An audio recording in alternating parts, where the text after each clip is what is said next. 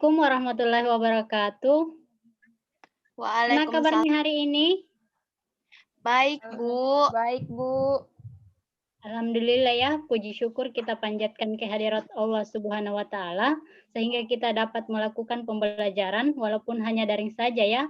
Dan tak lupa pula kita kirimkan salam dan salawat ke Nabiullah Muhammad Shallallahu Alaihi Wasallam. Baiklah, sebelum memulai pelajaran, sebaiknya berdoa terlebih dahulu ya. Wahdania, silahkan dipimpin doanya. Baik, Bu. Sebelum kita memulai pelajaran, alangkah baiknya untuk kita membaca doa sebelum belajar. Doa dimulai.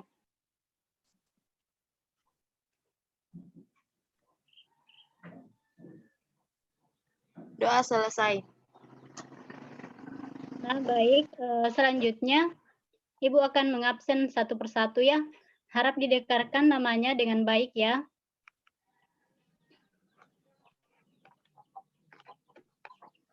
Fatimah Zahra. Hadir, Bu. Wahdania. Hadir, Bu. Isdal Yasari. Hadir, Bu. Ada yang tidak hadir hari ini? Hadir semua, Hadir Bu. semua, Bu. Ya, baik. Baiklah, pada pertemuan kali ini kita akan mempelajari tentang sistem peredaran darah ya. Tapi sebelum itu, Ibu akan menyampaikan kompetensi dasar dan tujuan pembelajaran kita hari ini. Fatimah Zahra, silahkan di-share dulu PPT yang Ibu sudah kirimkan.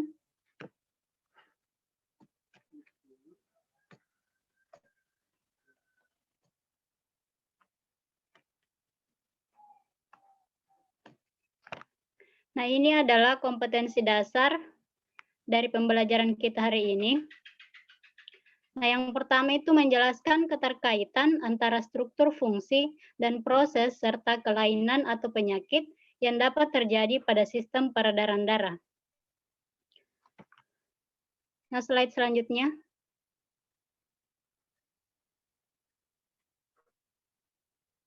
Nah, yang untuk tujuan pembelajaran kita, yang pertama adalah siswa mampu menjelaskan fungsi sistem peredaran darah.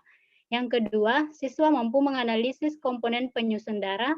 Dan yang ketiga adalah siswa mampu menjelaskan mekanisme proses pembekuan darah dengan menggunakan skema.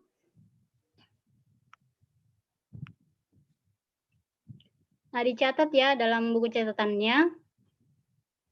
Nah, seperti yang telah Ibu sampaikan tadi, bahwa materi kita hari ini adalah sistem peredaran darah. Ada yang tahu apa itu sistem peredaran darah? Saya, Bu. Ya, silahkan Fatimah dijawab. Sistem peredaran darah merupakan suatu sistem pada organ tubuh manusia yang berguna untuk bisa menyalurkan berbagai zat dari dan menuju sel, Bu. Nah, bagus sekali ya jawabannya. Nah, jawaban yang diberikan oleh Fatimah. Nah, jadi kita misalkan pembuluh darah itu sebagai kereta, di mana darah sebagai keretanya, dan penumpang yang ada di dalamnya itu sebagai bahan-bahan yang dibawa oleh darah. Kemudian pembuluh darah sendiri kita misalkan sebagai rel keretanya. Nah, sekarang Ibu mau tanya, kenapa kita perlu untuk mempelajari sistem peredaran darah? Ada yang tahu? Saya, Bu. Ya, silahkan Miss Dahlia. Menurut saya, Bu, pentingnya kita mempelajari sistem peredaran darah supaya kita bisa menjaga kesehatan sistem peredaran darah kita, Bu.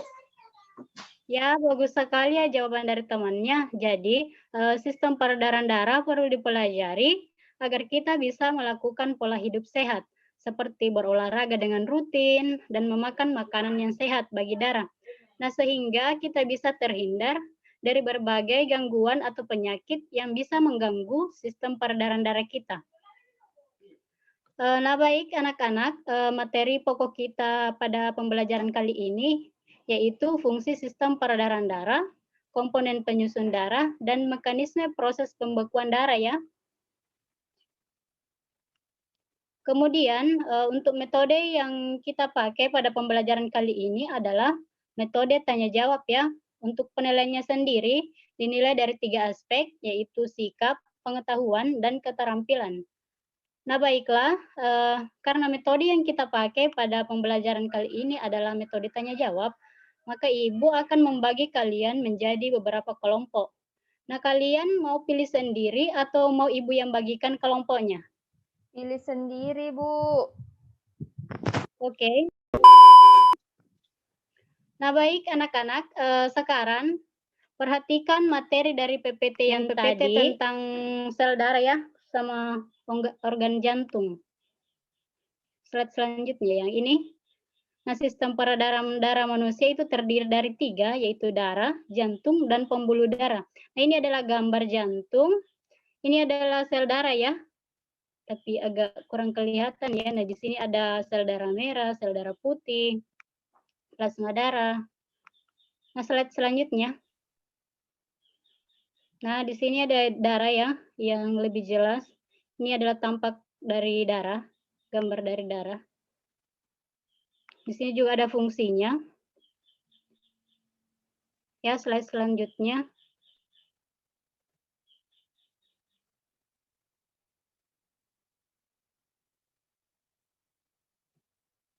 Nah, fungsi darah di sini ada transportasi, regulasi, dan proteksi.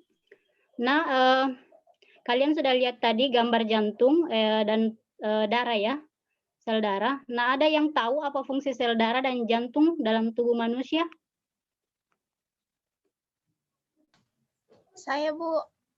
Ya, silahkan Isdalia. Kalau menurut saya, Bu, fungsi darah itu untuk mengangkut oksigen ke seluruh tubuh, sedangkan jantung berfungsi untuk memompa darah ke seluruh tubuh, Bu. Bagus sekali ya jawaban dari temannya. Nah, kalau yang lain bagaimana? Masih ada yang mau Saya, Bu. menanggapi? Ya, silahkan Fatimah. Sama, Bu, dengan penjelasan dari Isdalia tadi, fungsi utama darah yaitu membawa oksigen ke seluruh tubuh, Bu.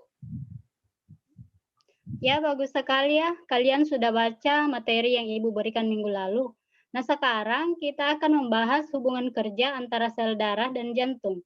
Jantung bisa dibilang sebagai pompa yang berdenyut sampai 60 sampai 100 kali per menit. Nah, saat itulah jantung memompa sel darah agar mengalir ke seluruh tubuh untuk membawa oksigen dan nutrisi.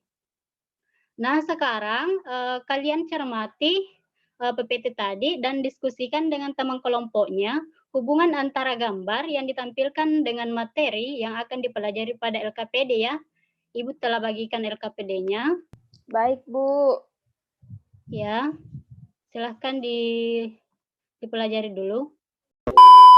Ya, baik anak-anak, waktu diskusinya cukup ya sekarang. Silahkan dipresentasikan hasil diskusi kalian. Dari hasil diskusi tadi ada yang bisa menyimpulkan?